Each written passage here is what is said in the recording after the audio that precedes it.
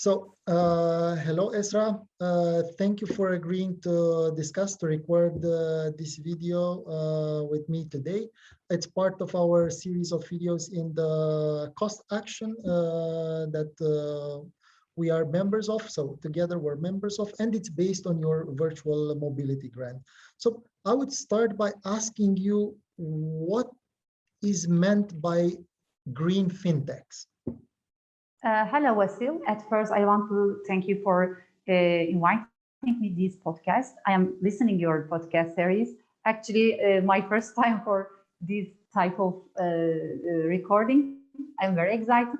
And with your question, I can start and give a very short brief about what is the green fintech. You know, green finance or green economy, there is a slogan. This slogan is people, profit and planet. Very short and very good slogan. Actually, it is the same for green fintech. People, profit and planet. People, you know, it must be because it is based on people, and planet, it is green because, and also profit. All the firms, the main aim is maximizing profit. And how can it be? If you look at the technical definition of the green fintech, we say combining green and financial technologies. Also, we can say it is an initiative process or servicing designed to protect natural environment and support the transition to the sustainable low carbon world. It is main aim reducing carbon footprint and reducing depending on more fossil resources and achieving sustainable development goals like reducing poverty, improving human health, and reducing carbon economy, fossil economy to the renewable, sustainable economy. These are the main objective and definition of green fintech. Thank you for the details, Esra. And I would now go and try to get more details from you. So basically, what would be the fintech tools that you think would support the growth of the green finance and the transition to a low carbon economy? Yes, very good question.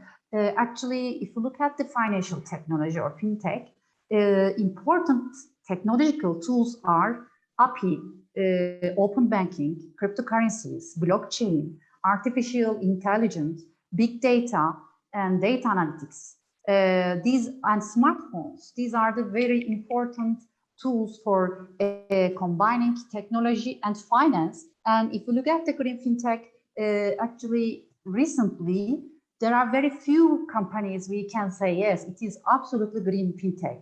It is a very new term. Sometimes it can be confused with green tech, green technology, or clean technology. But when we consider all of them, green and financial technologies, we see green fintech. And I hope in the future, we will see many of the examples. Some of the companies like tomorrow, this company is calculating carbon footprint for the customers' products and some financial services. This is one, for example, of the companies, which is green fintech, we can say, or sharing companies, for example, car sharing companies, or Apple Pay, one example of fintech. And if it is also reducing carbon economy, or if it is reducing the energy wasting or efficiently energy, we say it is green fintech. And there are some conflicts. It can be or not be green and fintech. So it is important issue for debating it. Thank you, Esra, for these details. And since you've mentioned all these technologies, I would go to a topic which is very hot these days, to the cryptocurrencies, and more exactly to the Bitcoin. So would you say that the Bitcoin is a green fintech? Actually, you know, I am an academic people. Also, I'm writing some articles about cryptocurrencies and the major cryptocurrency Bitcoin. Actually, there are two different views in the literature. One side saying that yes, Bitcoin is green fintech, or it can be seen as green technology.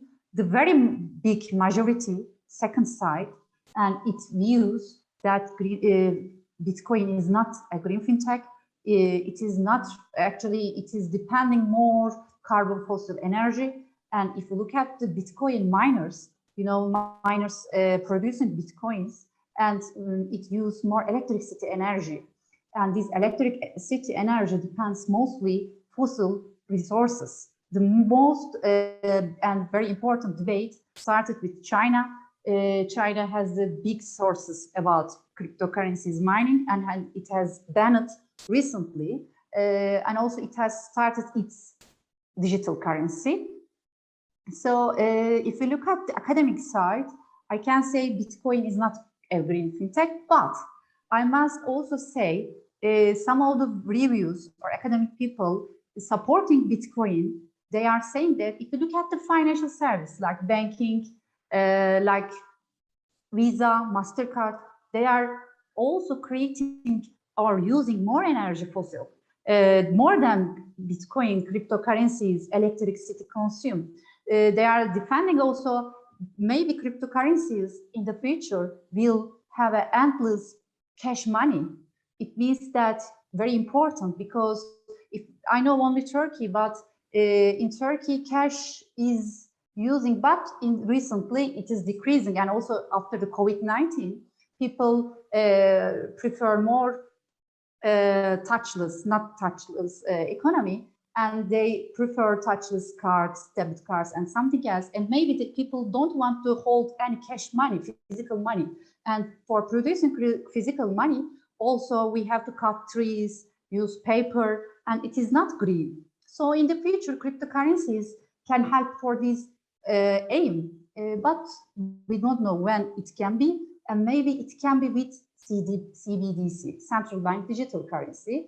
And also Turkish Central Bank has started infrastructure for this aim. They had a pilot region, and maybe they will issue Turkish CBDC, for example.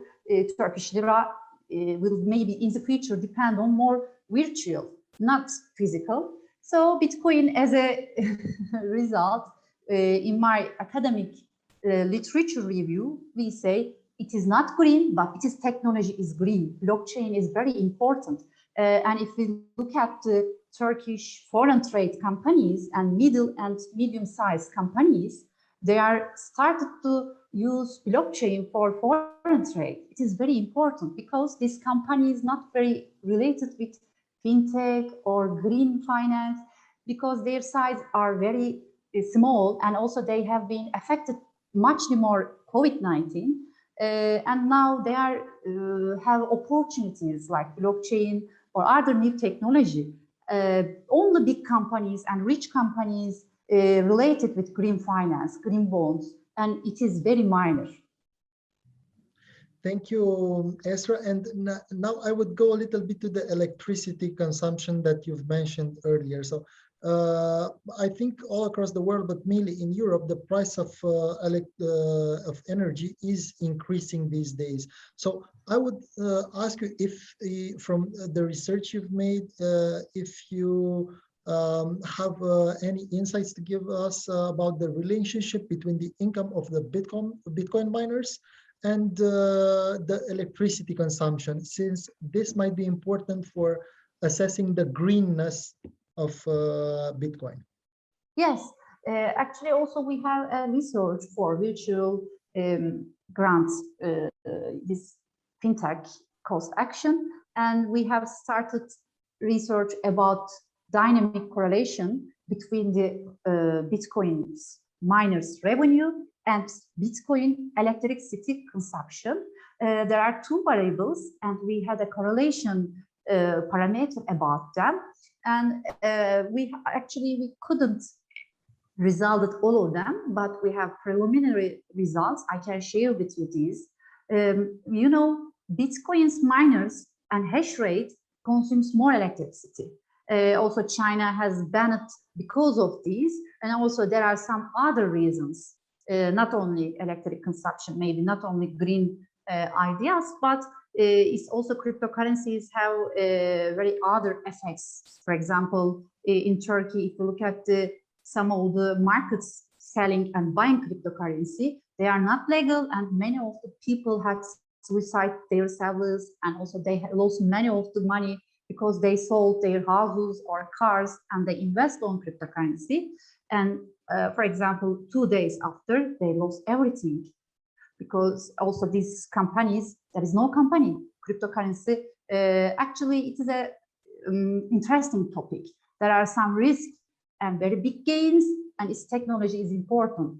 If you look at the environmental concern, we see Bitcoins, yes, we say imply positive correlation between income of Bitcoin miners and Bitcoin electricity consumption.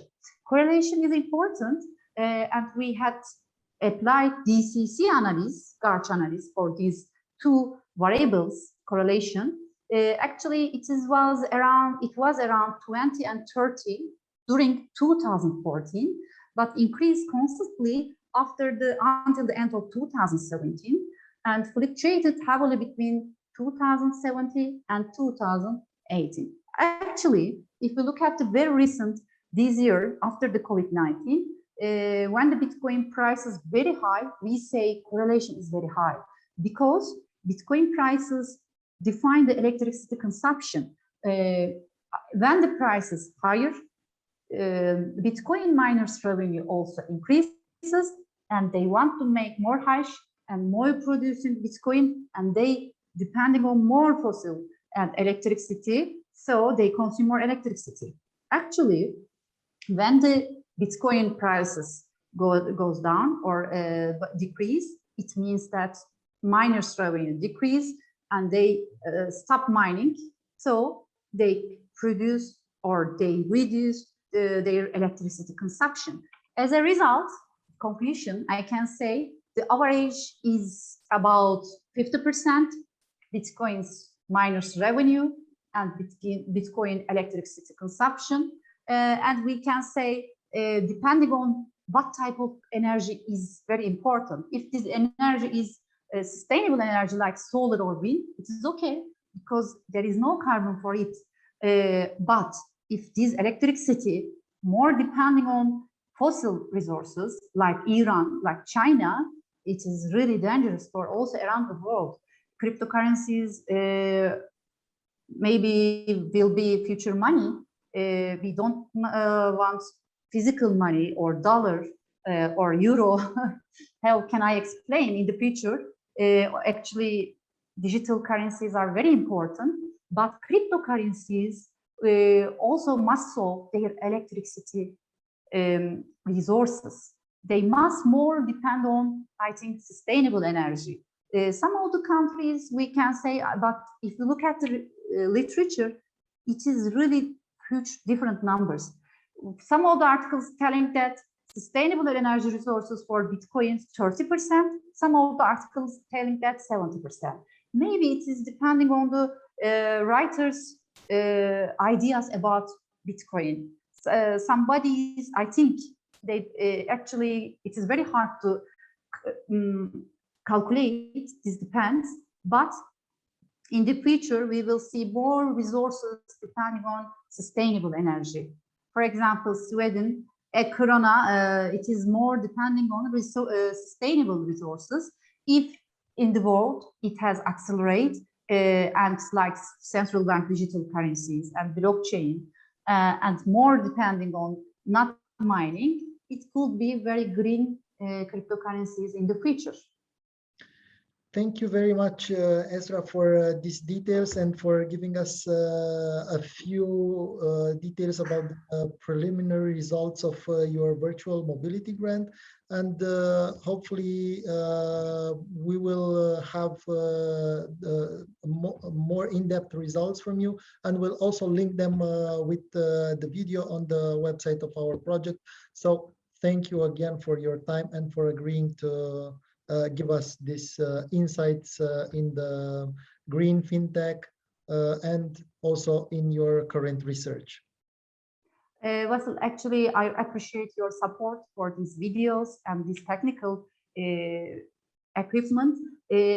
As I mentioned, I'm listening to your podcasts and they are very useful and beneficial for us. Also, I suggest my students, I have many different courses and also they listen. Thank you very much again for this opportunity for me. And I hope it will be more beneficial who listen it. Thank you.